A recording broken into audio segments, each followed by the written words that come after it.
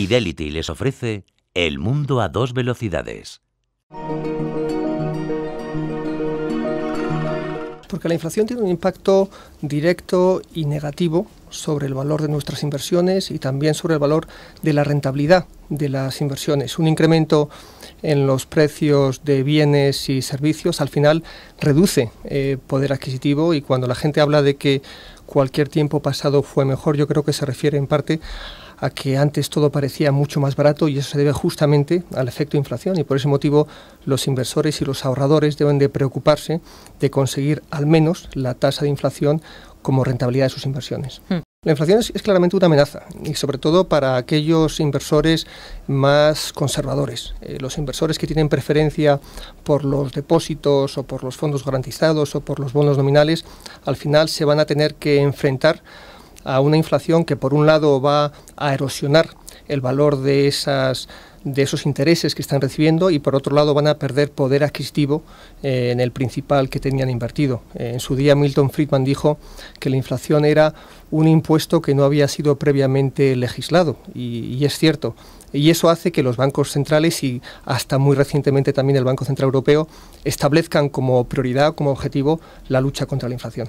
Afortunadamente hay varias alternativas para protegerse frente a la inflación. Hay varios activos que se han comportado históricamente bien en entornos inflacionistas. La renta variable es uno de ellos. Las materias primas, concretamente el oro, tradicionalmente se ha comportado muy bien en entornos inflacionistas.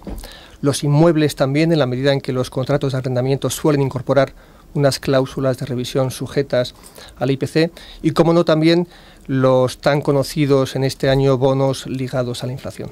Es cierto que la renta variable históricamente ha tenido un comportamiento favorable en entornos inflacionistas, pero hay que ser muy cuidadoso a la hora de elegir compañías en este sentido.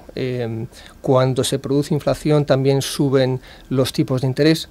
Eso tiende a producir contracciones en la demanda, y eso puede afectar negativamente a algunas compañías. Por tanto, es muy importante que las inversiones en renta variable se centren en aquellas compañías con capacidad para fijar precios dentro de sus sectores, es decir, aquellas que pueden trasladar a sus precios los aumentos en costes de mano de obra, en costes de materia prima o en impuestos, por citar tres de los componentes de la inflación.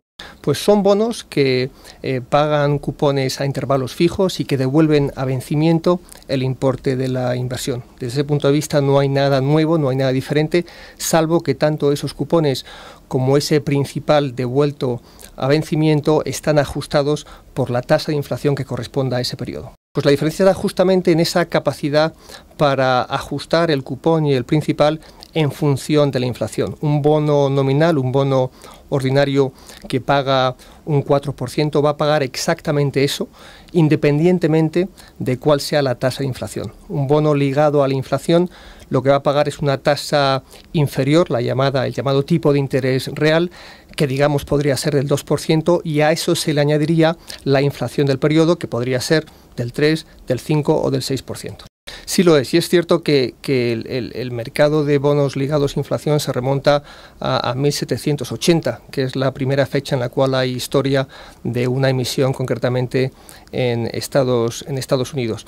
En realidad, cuando explotó el mercado fue en los años 80, cuando el Reino Unido se incorporó a este mercado. Posteriormente lo hicieron Canadá, Suecia, Japón, Estados Unidos también en los años 90, y hoy es un mercado de 1,7 billones de euros, por tanto 1,7 millones de euros, que ofrece muchísimas oportunidades.